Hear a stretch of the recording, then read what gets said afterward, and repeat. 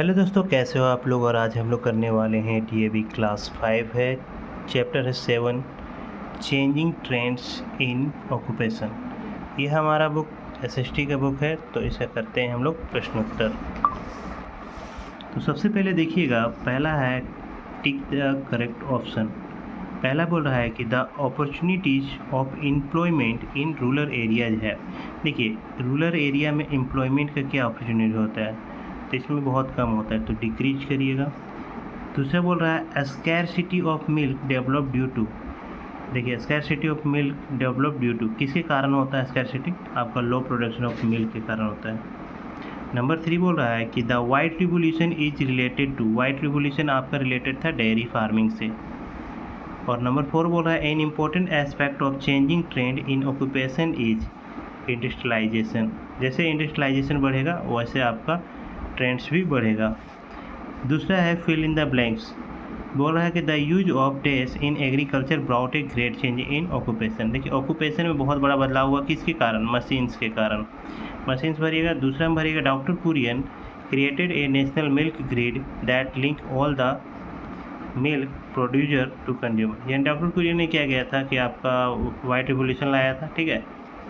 Third बोल रहा है कि many women suffer due to the unequal treatment now as a gender discrimination. देखिए, बहुत सारे महिलाओं को ये झेलना पड़ता है जेंडर डिस्क्रिमिनेशन, ठीक है ना, भेदभाव से लड़कों और लड़कियों में। नंबर 4 बोल रहा है white revolution involve many professional and non professional. बहुत सारे इन्वॉल्व थे, आपको प्रोफेशनल और नॉन प्रोफेशनल। तो यहाँ पे प्रोफेशनल भर लीजिए, यहाँ पे आपका हेल्प बॉक्स है, देख लीजिए। और नंबर 5 है the profession of a software engineer is related with technology.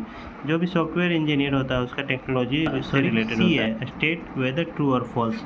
तो पहला बोल रहा है कि a blacksmith supply tools to the farmer. जो भी आपका लोहार होता है वो आपको टूल्स प्रोवाइड कराता है फार्मर को, तो ये सही है। Villager are dependent on agriculture और नॉन एग्रीकल्चर एक्टिविटीज़, ये भी ट्रू करिएगा। थर्ड नंबर बोल रहा है कि low quality feed given to milk giving animals created scarcity of milk. ये भी सही बोल रहा है, अगर आप पशुओं का चारा ही लो क्वालिटी खिलाएंगे तो दूध भी तो कम मिलेगा ना। नंबर 4 बोल रहा है tubewell digger are in the great demand in the villager.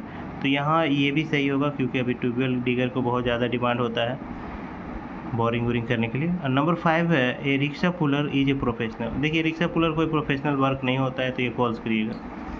Number D बोल रहा है आंसर ब्रीफली। पहला बोल रहा है कि mention 2 non agriculture occupation of rural area. तो कहना है कि आपको नॉन एग्रीकल्चर ऑक्यूपेशन आपको ढूंढना है रूरल एरिया में, ठीक है। तो देखिए, फर्स्ट का आंसर आपको यहाँ पे मिलेगा non agriculture occupation like black Smith, carpenter. 2 पूछा तो 2 लिखिएगा, ठीक है। नंबर 2 है name 2 occupation that are common in urban area. तो आप लोग लिखिए 2 ऑक्यूपेशन दैट आर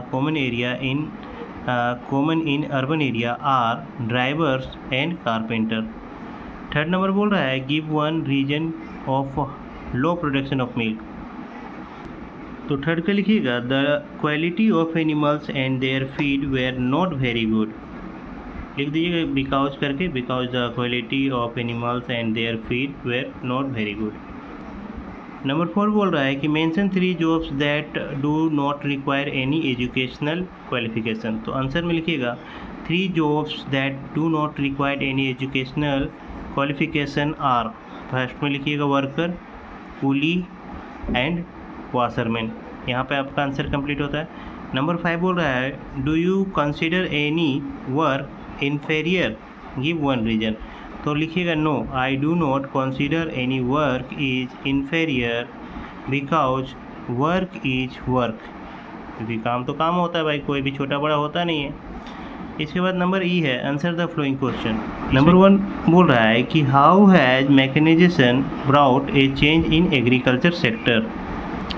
तो इसका आंसर यहाँ पे है the use of machines in agriculture brought a great change in occupation, a single man replace the labour of many workers, ठीक है।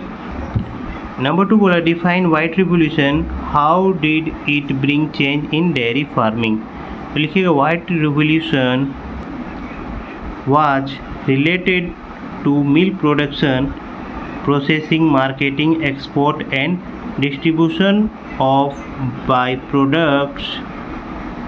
और उसके बाद लिखिएगा यहाँ पे the cooperatives worked so efficiently that soon India, a milk deficient country, become a largest producer of milk in the world. Third number है list 3 way in which technology has change our lifes. तो third का answer यहाँ पे है technology is the science of और knowledge put into practical use to solve problem और invent useful tools.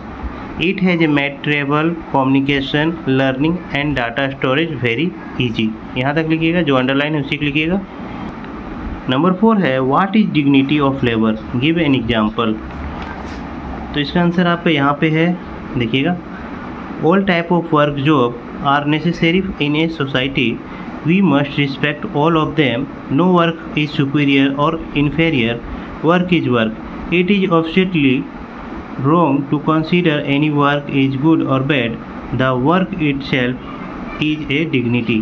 Father of the nation Mahatma Gandhi, ये example है, used to do all types of work on his own, even cleaning the toilet। ठीक है, वहाँ तक अपना toilet भी साफ करते थे, मतलब ठीक है। नंबर 5 बोल रहा है कि define gender discrimination, in what way do the women suffer due to gender discrimination. तो इसका आंसर आपका यहाँ पे है, it is the wrong attitude of men against women that has excited in India. Girls and womens are not given equal opportunity in education, career and political system. यहाँ पे 5 भी complete हो जाता है और इस तरह हमारा ये क्वेश्चन आंसर कंप्लीट हो जाता है। अगर वीडियो अच्छा लगे तो वीडियो को लाइक और चैनल को सब्सक्राइब करना ना भूलें। मिलते हैं ऐसे वीडियो में। जय हिंद, जय भारत।